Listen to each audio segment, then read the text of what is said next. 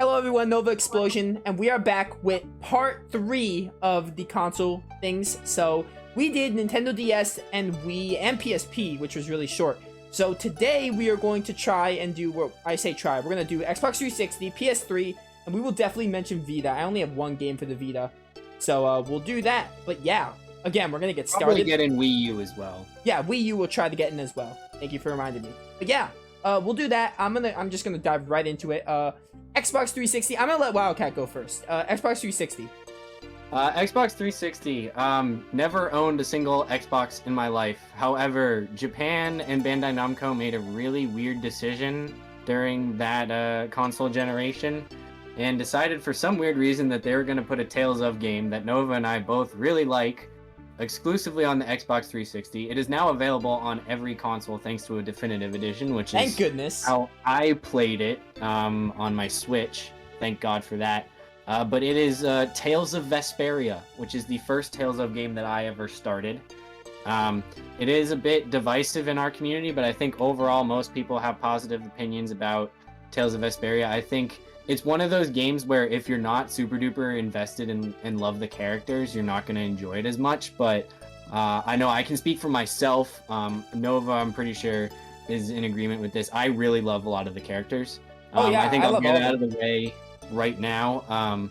Vesperia has the best character in the entire series with Rapide. So therefore, it has to be at least a good game. Oh yeah, of course. Yuri is also so far my favorite of the main protagonists. I think Troy Baker does a fantastic job with his voice, and he's kind of one of those like really sassy, like relatable characters that you just love so much. And actually, I'm pretty sure that I know Yuri's been banned from the popularity polls for Tales of, but I think it's because he won 3 years in a row. Yeah, I heard about that actually. Yeah, I think Kratos is another one, and then there's like one or two more characters that I don't know. But yeah, Yuri's one of the most popular Tales of characters. I really like Rita as well. Not a lot of people mention liking Rita, but I like Rita. I think she's also kind of has that likable, sassy attitude, and she's kind of a brainiac. Raven is really nice as well. I like him a lot. Estelle, I didn't like at first, but she's kind of grown on me, and she's pretty critical to the story as well. So I like her. And then I think like Carol's another one. He's definitely my least favorite, but just because he's this kid with a big comically oversized hammer, and he's from a monster hunting guild, I can't help but sympathize with him. I'm just like, it's a Monster Hunter reference, even though it really isn't. But yeah, I love the characters. Story's not fantastic, but it's still pretty good. I like it so far. The fights can get pretty darn difficult, especially when the first couple boss fights. Like if you don't know what you're doing, you can very easily be losing quite consistently. So it's definitely quite challenging. Yeah, Vesperia's difficulty is really balanced. Yeah. Like it's like not too easy, not too difficult. Yeah. Because, like, I mean, when you fight against, I'm not going to say the character's name, but for spoilers, but he is voiced by Roger Craig Smith. So when you fight Evil Sonic, those fights are not fun. He's too fast. He's got to go fast. Yeah, totally. But yeah, and then there's like another boss fight when you're like level 15 that is really, really tough. Yep, I know the one. Yep. Yeah. So. But yeah, no, I really love the characters. I think like I overall have a more like tightly knit positive feeling about the Abyss characters, but because I love Yuri and Rapide so much, and they're like some of my favorite characters, I think I tend to say that I like the Vesperia characters more than the Abyss characters right now. And then I do really like the Zillia characters overall, but I just super duper love Yuri and Rapide. So, yeah. Yeah. Great stuff from Wildcat's end. I'm going to talk. I'm not going to spoil, but I'm going to talk as someone who finished Vesperia 2 times, because I finished the Xbox version and Definitive Edition twice. So 3 times actually. But yeah, Vesperia, very good. Characters again, very neat. My favorite is Yuri. I mean, Rapide's obviously my favorite. Yuri and Repeat are also... If you don't say that Repeat is your favorite, it means you're not a dog person. Yeah, pretty much. And I'm totally a dog person. So Repeat and Yuri, favorites, both of them. Repeat more, but both of them are my favorites. Carol was my least favorite. However, there's another character I like a little less, but obviously I don't want to talk about her because that goes into plot spoilery stuff, and I'm not doing that. So, yeah, Carol is one of the worst ones, but all of them are just so great. Like, I really like them. What I like, actually, is later on in the game, what happens with them. Like, them as a group. I just love them as a group more than them separately. They're great characters, don't get me wrong, but putting them as, like, one big group, like, something they do later in the story a bit, is really cool. Like, they just... The skits are really hilarious in Vesperia, and I love them. They just have great banter and great chemistry with each other, and that's mostly what brings Vesperia's cast up for me. Because, like, Tales of cast, it's so hard to choose. Like, I like Symphonia's cast, I like Zillia's cast, I like Grace's F's cast, probably my favorite. I remember liking Abyss's cast. Berseria's cast is great. Zesteria's is okay, kind of. I don't hate them, but definitely not on the high mark. But yeah, basically good game. Good combat, good boss fights, good difficulty. As Wildcat said, story is probably the weakest point, but the characters, like, more than make up for the story for me. But the story is, it could be better. I've seen other Tales of games with better plots. Like, it's just, like, I don't know. The story is just, you know, all over the place. But it's fine. It's fine for what it does. Serviceable, let's just say. But yeah, since Wildcat talked about it too much, I'm not going to go too much more. But Vesperia, I definitely see why people can consider it the best Tales of game. It's not my favorite, but, you know, I can definitely see why people love it so much, and that's because of Repeat. I mean, like, I don't think it's gonna be my favorite either. I'll get into it a little bit later, but I will spoil a bit. I think Zillia right now is gonna be my favorite out of the ones that I have started. And you know, I've heard really good things about Berseria as well, which I haven't started, but I can still see, like, Vesperia being on the upper side just because I really like the characters. And when it comes to games, for me, like, gameplay is very important, but also having really good characters, I think, overrides having a good story at times. Because if you like the character, you don't necessarily care what the character is doing as much. That's literally my train of thought. Like, I'm more invested in the characters. Like, you know, that's just my line of thinking. My favorite Tales of game, I know I say Grace's F a lot, but as I was doing the tier list, I was thinking to myself, yeah, Berseria is, like, very close to being my favorite, because, like, honestly, at times I tie Grace's F and Berseria sometimes because they're just both so great. I would consider Grace's F my favorite mostly because I just have a lot of personal attachment to it, but both of them are very top tier. And Vesperia is, like, 4th place. I think I like Symphonia more than Vesperia, also because of nostalgic reasons, but Vesperia is in my top 5. And Zillia is number 5. I love Zillia too. Great pick. Honestly, you can't go wrong with Tales of. They're just all so good. No, and like, getting back to Repeat, I do remember just, like, after I, like, had discovered the Tales of as a series, I was looking into the games that I could get, and Vesperia was the only one on Switch. So my only options right away were Vesperia or getting Abyss on the 3DS, which was kind of hard to do. But, you know, I saw the covers, and I'm like, oh, the covers are always the playable party. And I looked at Vesperia, and I was like, wait a minute. There's a husky with a scar on his right eye, and he's smoking a pipe. I want this one. Yeah, of course. Can't go wrong, honestly. But yeah, that's gonna be it. Honestly, instead of the Xbox section, we should call this the Vesperia section. I mean, that's, like, what we knew it was gonna be. Basically. Like, there's nothing else that was gonna... Actually, yeah, I do have a game, because I just remembered this game released on... I didn't play it on Xbox, but it released on Xbox first, so I'm gonna mention it now. Star Ocean: The Last Hope, it released on the 360. I just remembered. I forgot it released on the 360. I played this on the PS3. I'm just gonna talk about this. That was, like, really weird to put a JRPG on the Xbox, but... Just gonna talk about this really quick. I don't think it's a very good game. It's probably one of the weakest Star Ocean games. Not as bad as 5.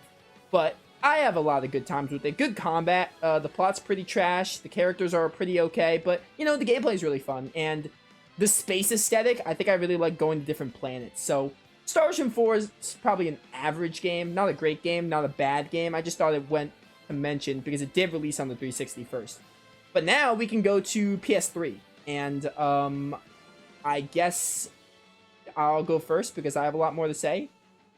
And you I build mean, off. I can go first because it's really quick. And Yeah, then you're yeah, just go gonna ahead. build off Yeah, everything. better idea. Because- You go.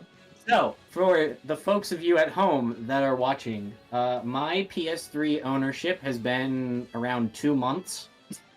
Nova has been part of that entire process because basically it goes back to me watching a stream on Twitch from a Twitch streamer that Nova and I. This is how both of us met. Was being part of this community, but it is my boy Chaos in the Sky 13, who you should absolutely check out.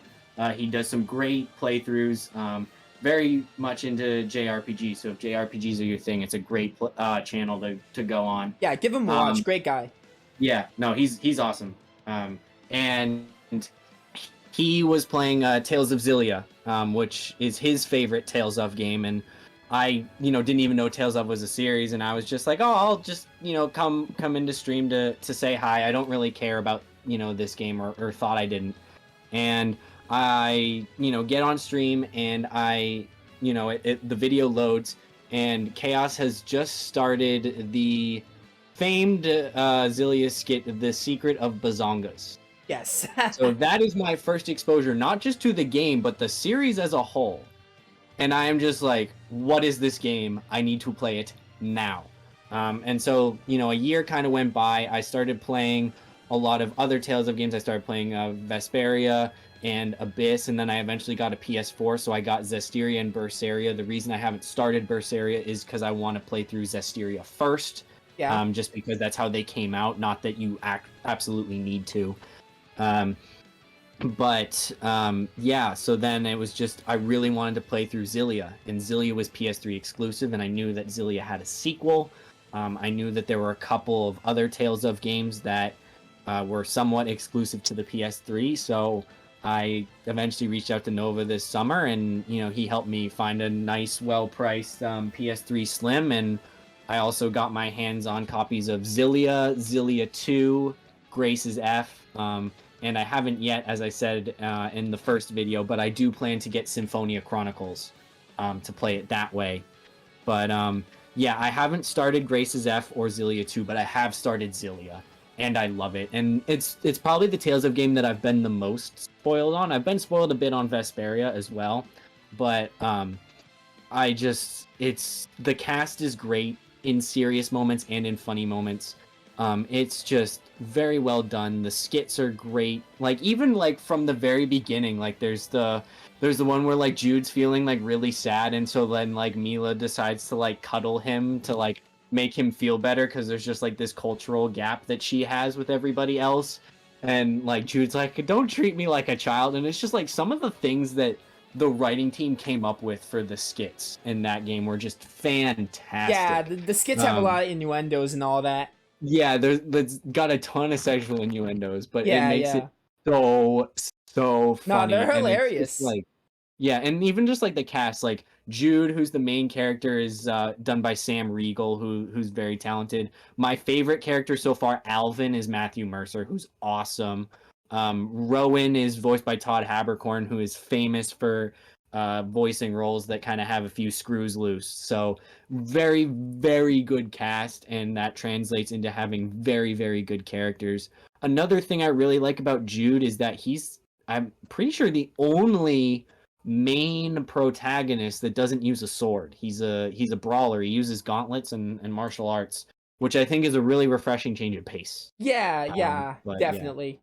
yeah. If you have the ability to play Xillia, and you're having any doubts about getting into Xillia or the Tales of as a series, I recommend that you simply watch The Secret of Bazongas on YouTube and react to it yourself. And if that doesn't make you want to play this entire series, I don't know what will, because that's what worked for me. Yeah, it's like, that's a good way to get into it. But yeah. And I'm assuming... You will never know, Bazongas. great skit. Oh, man. I like it. But yeah. That's all I have for PS3 as a whole. I just have those 3 games. Haven't started 2 of them. Love the one that I've started. yeah, so as my boy Wildcat said, he's in the middle of Tales of games, so I am going to be talking about those Tales of games, because I'm going to tell you right now, my PS3 list is full of Tales of games. Literally. I can't think of another PS3 game that I played. I mean, Star Ocean 3, I talked about Star Ocean 4 already, so this is fully dedicated to Tales of games. So, obviously, the rankings, actually, how would this work? Symphonia would be my number 3rd. Grace's F would obviously be my number 1. I guess Zillia would be number 2. Symphonia can't be your 3rd because you did it for GameCube. Oh, yeah, you just reminded me. yeah. Don't have to worry about Symphonia because it's already done. It was already number one. Of course. Think of it like that. But yeah, you guys didn't hear that. Anyway, so there was Zillia 2, Grace's F. Zestiria, I don't know. I'm gonna count Zestiria as PS3. It was released for both at the same time, but I have other PS4 games to talk about, so I'll talk about Zestiria here. But yeah, honestly, just talk about all these Tales of games. Zillia. We're gonna talk about Zillia first. I'm gonna expand on what Wildcat said. Phenomenal cast of characters. I love them. They're one of my favorite groups of characters. Jude and Mila are great protagonists. I kind of think that I would have liked if Mila... I know I like what they did, though, where they had 2 different protagonists. I think I would have liked it if it was like Vesperia, where Mila was a standalone protagonist, but they did really well with making them both protagonists. It was a nice change of pace to be able to choose your character. So that was really neat. But I think Mila... And there's 2 different storylines as well, depending on which one you pick. Yeah, it's a very interesting concept. Like, I'm not saying they should have made Mila a standalone, but I consider Mila the main protagonist here. I did Mila's story for the channel. I have played Jude's story. I played both. I like Mila's story mostly because I like Mila a little bit more than Jude, but that's not really Jude's fault because I still like Jude. I just like Mila a little bit more. Other characters are great. I like Alvin. I like Rowan. I like Elise. I like Leia. My dog is actually named after Leia because Zillia was one of the games. I just love Zillia. Like, Zillia is not my favorite Tales of game, but I have a lot of love for it, basically. So you didn't name it Rapide, though. Yeah, but my dogs are girls. Rapide's just a word for fast. I mean, yeah, you got a point. Anyway, yeah, characters are great, honestly. I like Mila. I like all of them. All of them are great characters. They're great. The skits are hilarious. We talked about the Bazonga skit. There's a ton of other skits that I really like. I know there's that one skit where, I'm not going to go too much into it, but I know there's this one skit where, I forgot what it was, but, you know what, yeah, I'm not going to go into specifics. Just watch the skits yourself. There's a lot of really funny skits. Yeah, just watch the skits yourself, honestly. Yeah. But, cause this is like my spoilers for Zillia is me watching a compilation of all of the funny skits. Yeah. That's been my spoilers, and I know who the final boss is. But other than that, like, I don't know too much. And I have watched a compilation for Zillia 2 as well, so I do know a little bit about Zillia 2 as well. But yeah, it's just, the skits are... I mean, the skits in general can be very funny in all of the games, but it feels like Zillia takes it up to 11. It really does. Yeah, I can agree with that. But yeah, skits are hilarious. I like a good amount of skits. Go watch them yourselves if you want, because they're recommended. Wildcat said there's a compilation, so do that. But, yeah, great storyline, too. I love the storyline of Zillia. I remember when I first played it, I didn't dislike it. It's grown on me a lot, though. Like, I feel like playing more of it has made me like the story even more. Like, my love for the game, or love for the story more like, has increased every time I've played the game, so... Yeah, it's a very good game. It's one of the Tales of games I played the most, other than Symphonia. Like, I played Grace's F and Symphonia a ton, but after that, Zillia would be the 3rd one I played, like, the most. I feel like I finished the game at least 4 times by now. Very, very good game. Combat is enjoyable. I love the combat. Great linking mechanics. Great, I like how they all have separate abilities for linking. Like, Alvin can break shields, Leia can steal items, Elise drains MP, or just drains health, or... Yeah, it gives you TP. I said that right. But yeah, great abilities. Mystic arts look great. Basically, just the combat in general is just perfection. And, boss fights are pretty good, and just a really good game. The only thing, like, the only nitpick I have for Zillia, honestly, is the lack of a cameo fight, which Zillia 2 had, but Zillia didn't.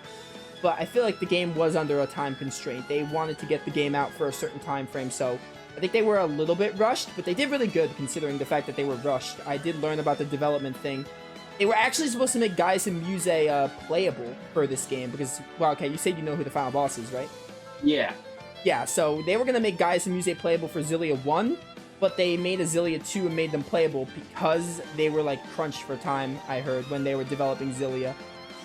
Well, yeah. I remember, like, the localization took, like, 2 years. Like, it took 2 extra years for us to get it in the West. Yeah, it came out in, like, 2011, I think, in Japan, which is crazy. It's the 10th anniversary of Xillia 1 this year, and then next year is going to be Xillia 2's 10-year anniversary. Yeah, that's wild to me. They should really port Xillia to, like, a PS5 or something. Just something. Just port it to PS4, PS5, something. I would love it. I have mixed feelings because of all the effort I went to finally get the 3 to finally play them. That's fair, that's fair. I mean, yeah, you know, it'd be neat, but, you know, probably not going to happen. But anyway, Xillia 2 is just... Not Xillia 2. Xillia 1's just great, honestly. It's like, probably one of the, It's one of the... I know, like, a lot of people, like, as we said, the streamer we watch, Chaos in the Sky, likes it. It's his favorite Tales of game. I know people, like, don't dislike Xillia, but no one really... Not enough people realize, like, its greatness. Like, it's just... It's kind of like an unsung gem, I guess, or it's a little bit underrated. Not a total bit underrated, but, like, I definitely don't see enough love for Xillia. It deserves more love, I feel. And I think the only reason it's underrated is because it's exclusively on the PS3. That could be part of it. Because like, I think for, like, when you talk to people that have, like, consistently played, like, a lot of them or are huge fans of the series, like, Xillia is usually pretty consistently in the top 5. Yeah. And then in the community that we're a part of, I feel like it's more consistently in top 3. But, yeah. Yeah. So, yeah, Xillia is a great game. I talked about Xillia first because I want to talk about Xillia 2. It wouldn't have made sense if I talked about Xillia 2 first. I like Xillia 1 more than Xillia 2. I'm going to keep this vague because Wildcat has not played Xillia 2. But, Xillia 1 is all I know is Ludger. That's all I know. Ludger, the protagonist, yeah. I'm just gonna say it, Xillia 1's better. Xillia 2 is not bad. I don't dislike Xillia 2. It's not my least favorite Tales of game. It's not as bad as Symphonia 2. I do not dislike the game, but Xillia 1's better. The only good things that Xillia 2 did for me, Gaius and Muse playable. That was really cool. Playing as Gaius and Muse was awesome. And I know a lot of people hate the debt system, but I love it because it gives me a chance to do side quests and explore the world. Although the debt system itself kind of sucks, but look on the bright side, you get to, like, do all the side quests, which I love exploring the areas of, like, re-exploring the areas of Xillia. I like that kind of stuff. The plot could have been better. Ludger is a silent protagonist. I hate that. Like, Tales of does not need a silent protagonist. It works fine in, like, Persona and other games, I guess, but Tales of it does not. Like, to have the main protagonist not speak in a Tales of, well, very little speak, is just disappointing, honestly. And because, like, with Tales of, the skits are so important. Yeah. Like, that's what separates Tales of from a lot of other JRPGs, is you have these character interactions with the skits. So if your main character isn't very involved in skits, then he's gonna be very shallow. Yeah, he'll occasionally, like, say, like, one-liners, but it doesn't really add anything. Like, he's still a silent protagonist in my book, so that was a really big disappointment. Adding Giganto monsters was awesome. They re-added those from Vesperia, which was really cool. So, Xillia 2 does have some quality of life changes, but for every, like, it might have some good gameplay adjustments. They lose, like, the good story, and they lose the good, like, the protagonist isn't as good. Like, they just lose some of the charm that Xillia had. And I have finished Xillia 2, but it's just it's good, but not good enough. It's not the sequel that I wanted for Xillia, but, you know, it's still a fine enough sequel. I'll definitely replay it. Like, it's good, but definitely not as good as Xillia. But also, if you want to look at it like this, Xillia, not being as good as Xillia just makes Xillia that much better. So, it just means Xillia has high standards. So, you know, you could look at it like that if you want. Yeah.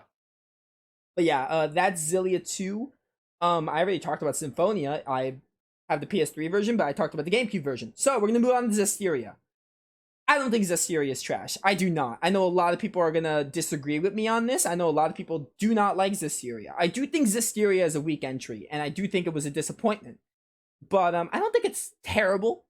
I actually kind of have a little, not a love-hate, kind of a love-hate relationship with Zestiria. I actually kind of like certain features of it, but I also hate some things about it. Gameplay, very mixed on. I love armorization, very neat concept. The Seraphim thing was kind of cool, but at the same time, having like, it kind of sucks in Zestiria when you only have one human character. So if you only have Saray, you can only use one other character because the other 3 characters are Seraphim.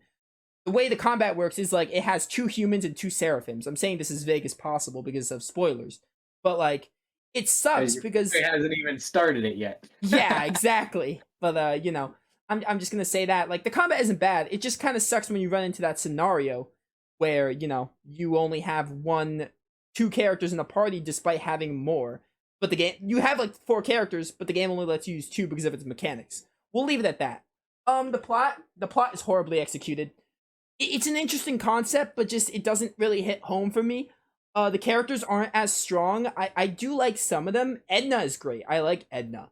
But other than that, the others are just decent. Like they're not even bad. They're just okay. And you know, some of the skits were good, but like thinking about it now, I can't really think of much like chemistry the characters have with each other. Like, you know, they're just not as good as other characters. And I haven't played Zestiria in a while, and I don't want to go too much into spoiler territory, so I'm keeping this as vague as possible. But yeah, Zestiria is just not as strong in the story department, and the characters are just okay.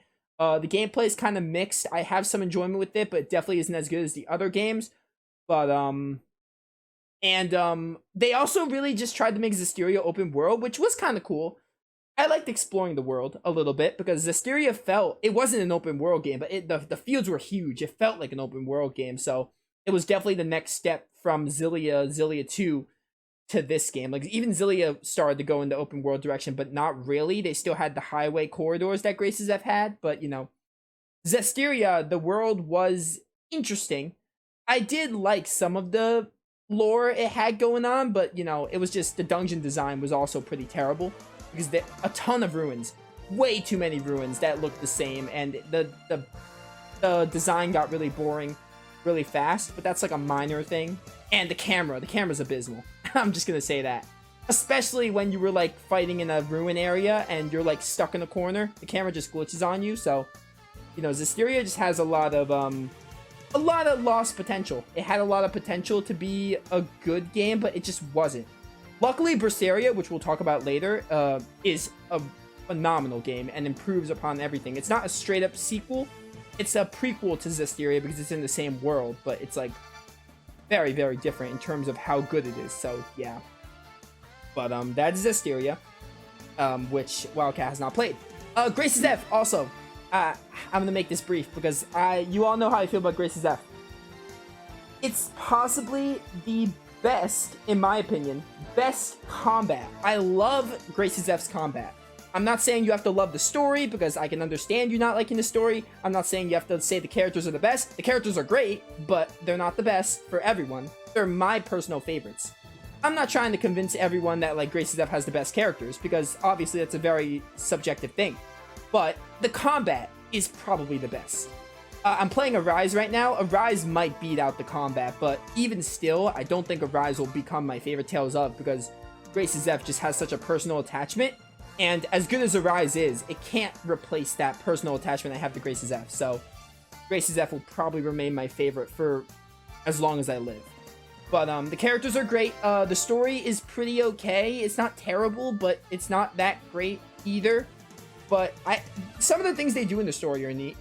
They have some interesting ideas, different realms, kind of not really realms. Arise is doing realms, but Graces F has different countries and kind of a war going on. The childhood arc, as slow as it is, very, very neat for building up the characters and making you care. I'm not going to go too much into this, but there's a time skip. Graces F is the only game with a time skip of sorts. They have a childhood arc, and then 7 years later, they have an adult arc, and a future arc, which was added to the PS3 version. So Graces F is like it has time skips in it, which is kind of neat. And the childhood arc is slow, but it does a great job of like making you care about what happens with the transitions, and I'll leave it at that because again, I don't want to spoil it.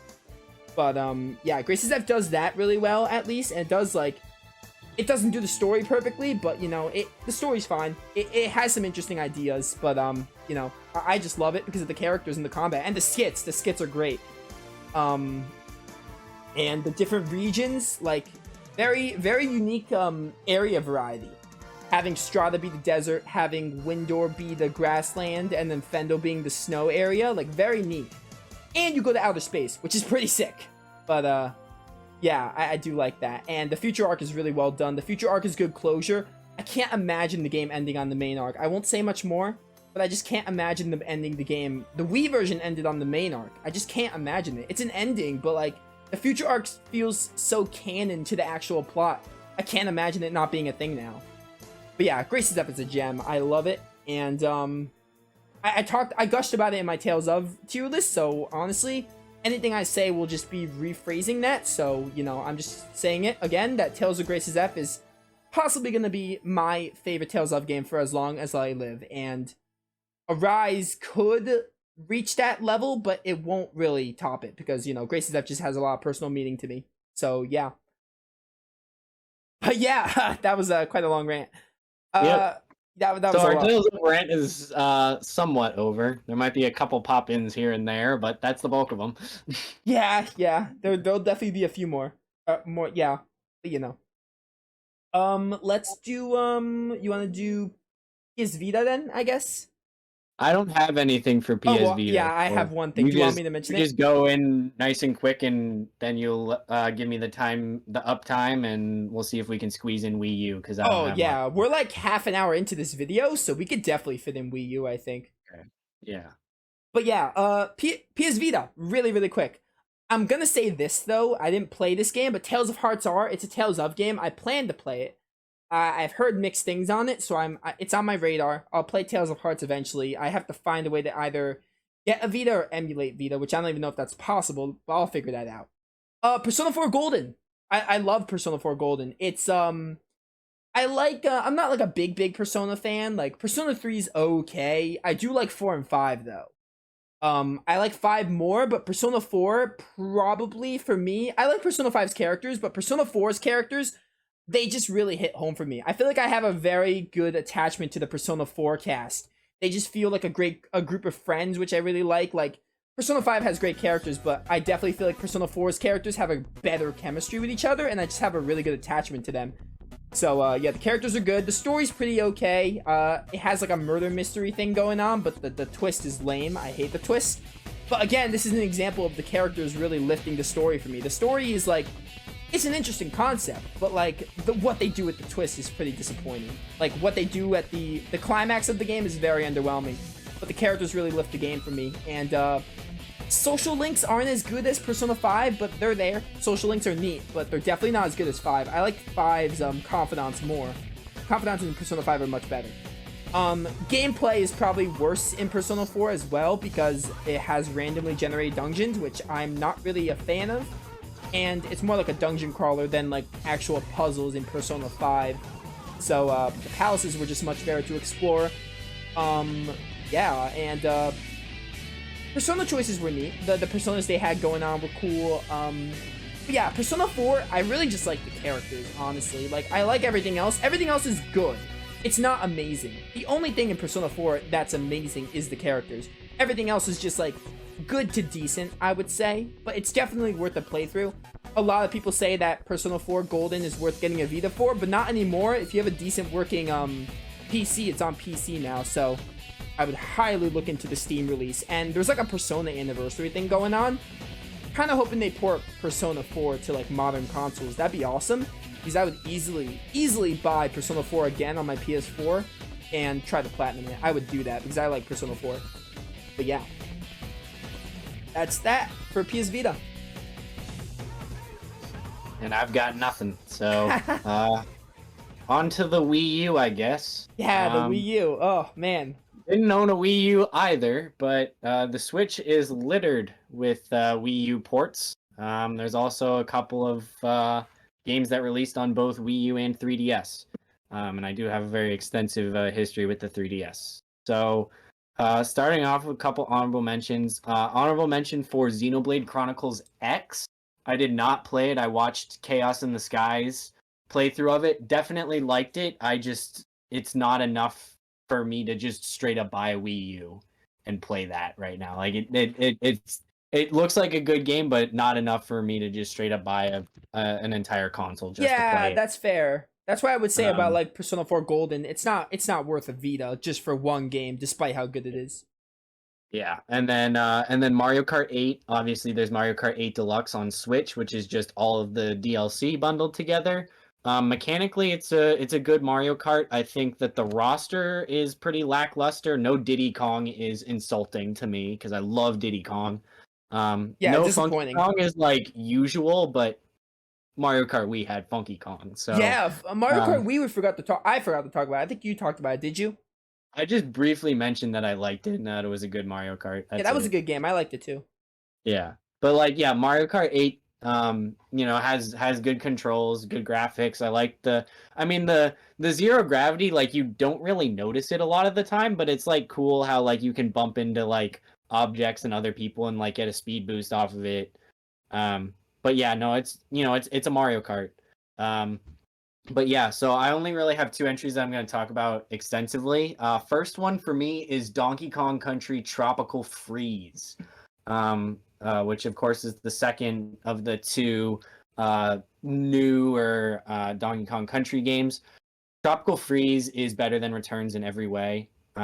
Returns is still a great game. I didn't play it on 3DS, even though I know that there's a 3DS port of it. I played it on Wii, but Tropical Freeze, I played it on Switch. Um, I think that it's definitely a lot more fun to play multiplayer because they added in Funky Kong in this game. Speaking of Funky Kong, he's only in the Switch port. He basically acts as an easy mode, but if you're playing with two people, it's really nice because Donkey Kong is just not a character that's very independent because he doesn't have any special abilities or anything. So if you're playing with a friend, you can have one person play as Funky Kong and then the other person can play as Diddy Kong, as well as the two new characters that were added in both versions of Tropical Freeze, being Cranky Kong and Dixie Kong. They're both really good. I think the boss fights in this game were good. It's kind of the same thing with Returns, that it's good platforming, but there's some levels that are just awful. Minecart levels in particular. I also am not a fan of the Rocket Barrel levels. I love the Rambi the Rhino levels though. Rambi the Rhino is awesome. He's a great character. I think that he was definitely the best choice for all of Donkey Kong's animal companions to return in the new iterations. And those levels are so much fun.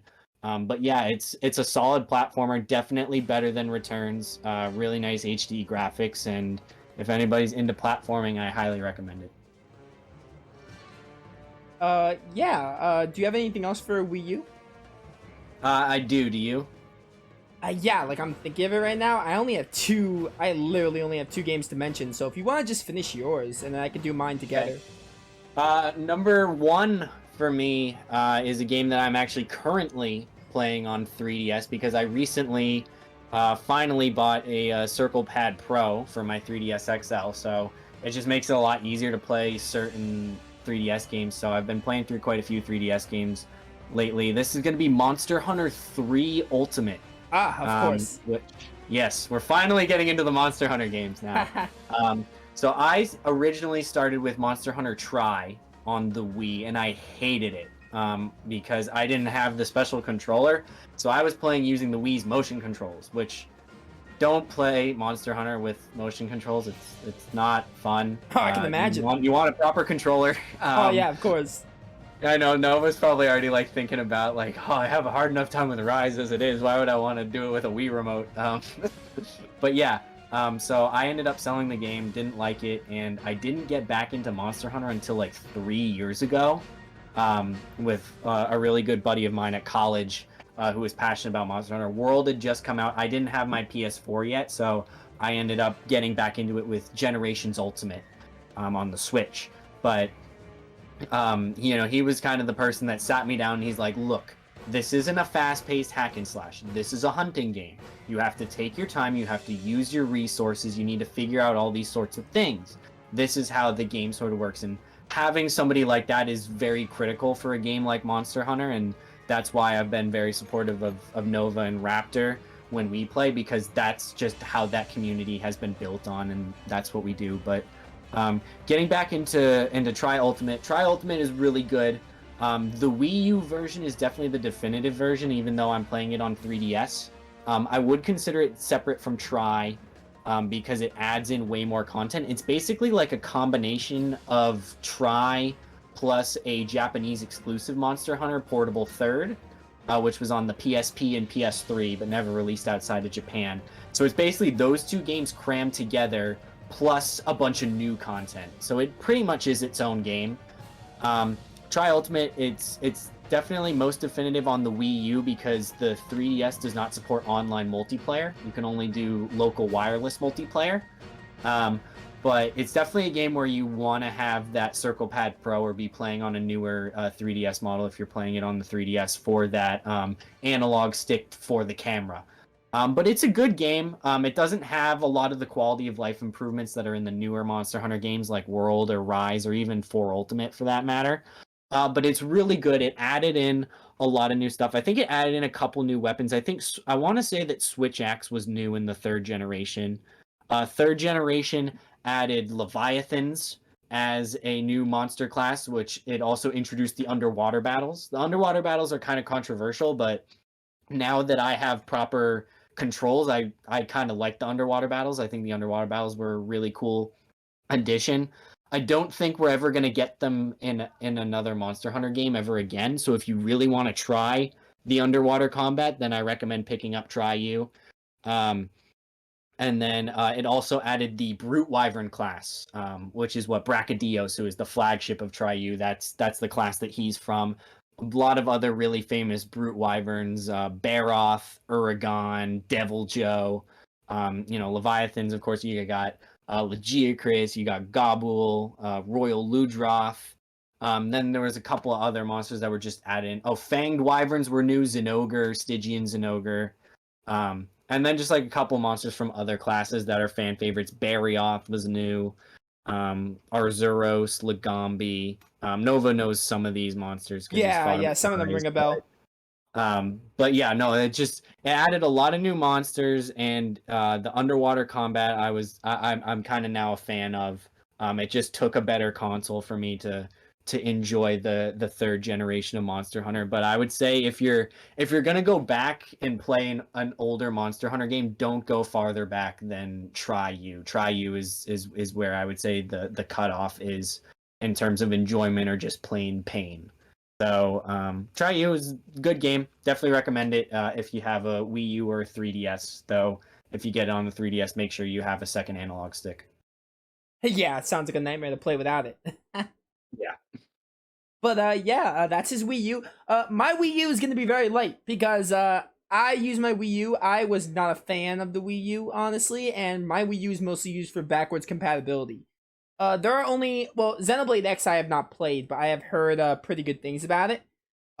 Same as Wildcat. Like, I mean, I have a Wii U, so if I really wanted to, I could play Xenoblade X. I would just have to look for my Wii U in the closet. But yeah, I heard about that. I've also heard about Tropical Freeze, but that has a Switch port. So if I were to get that game, just get the Switch port so you can have Funky Kong if you want it. Yeah. So I would play that from that. Mario Kart 8 I would also nominate because I played Mario Kart 8. I have the Wii U version. I'm probably gonna buy the Switch version because I heard it's better. But I would probably wait for a sale because I have a bunch of other games I'm buying. But basically, Mario Kart 8, really good game. Great Mario Kart. Not as the Wii U version at least. Not as expansive as the Wii version, I feel, but still pretty good. The fact that it has Deluxe now is pretty neat. So Mario Kart 8 is just a ton of fun, and it's probably the only good multiplayer Wii U game I would consider. And then there's like the new Super Mario Bros. U, which was okay, and I never bought Super Mario World or anything like that, but those are also good Mario games. The other game I'm going to talk about, I don't think it's like a phenomenal game, but Tokyo Mirage Sessions. This game is like a mix of like Shin Megami Tensei with Fire Emblem. So this is like, it's not like the best game ever made. It's like not a terrible game. It's an okay game. I played it. Very, very, very anime. It's got like it's got like the theme of music going on, and it's got a pretty terrible story. The characters are okay. The combat was pretty fun though, I remember, but like I remember playing it once and I was like, it was fine. kind of like Persona, but with like more anime involved and like Fire Emblem characters be acting as like the Persona characters. But I thought I'd mention it because this was stuck on the Wii U for some time, and then they gave it a Switch port. Which, it's not a bad game, but, you know, definitely not that great, but, you know, it was, okay. Yeah, Wii U was just, like, downhill for me, so, I really don't have much other games I played exclusively the Wii U. I had this Transformers game, I remember, on Wii U, but I didn't really like it very much. That was, like, the launch title I got for my Wii U. But, yeah, wow, okay, you still there? Yep, I'm still here. All right, 45 minutes. So we have 3DS. You have a lot for 3DS, right? I mean, I have it narrowed down to a top 3. I just know that I'm gonna talk a lot because 3DS had a lot of Monster Hunter games. So correct me if I'm wrong. We still have 3DS, PS4, and Switch, right? Just those 3? Just those 3. So if you wanna, like, I don't know how you're feeling, but we could cut this and then do a part 4 that's just those 3. Yeah, this is like 45 minutes. This is going to be a little shorter, but I think that's fine because 3DS might be more than 50 minutes. So I think we're good to cut it here. We can make one shorter. But yeah, those of you watching on YouTube, this is going to be it for part 3. There will be a part 4. That should be the last one. We're going to try to fit 3DS. We're gonna power through part 4 and be done. It might be longer than an hour. Like, I'm hoping no longer than an hour and a half. If it's longer than an hour, it will not be longer than an hour and a half. But if it's longer if we just do 2 for Switch, then Switch will be shorter. So, yeah. We can make it work. Either way, though, we're not gonna do like part 5 for like one console. That's just stupid. So definitely part 4 will be all 3 to wrap up the series. But that's gonna be it. Let me know in the comments once the series is done, what else you want to see. I'll be doing more collab stuff, so I look forward to any kind of suggestions or anything like that. But yeah, it's gonna be it. But thank you all for watching. If you have suggestions as well, feel free to nip over to our Discord. Link is in the description down below. And go and say hi, and definitely give us some recommendations. We've got some good memes in there as well, related to a lot of games that we have talked about and are going to talk about. So, just a fun time. Yeah, my Discord's in the description. Comments, anything is in the description of the video. Thank you all for watching, and I will see you all next time. See ya and stay classy.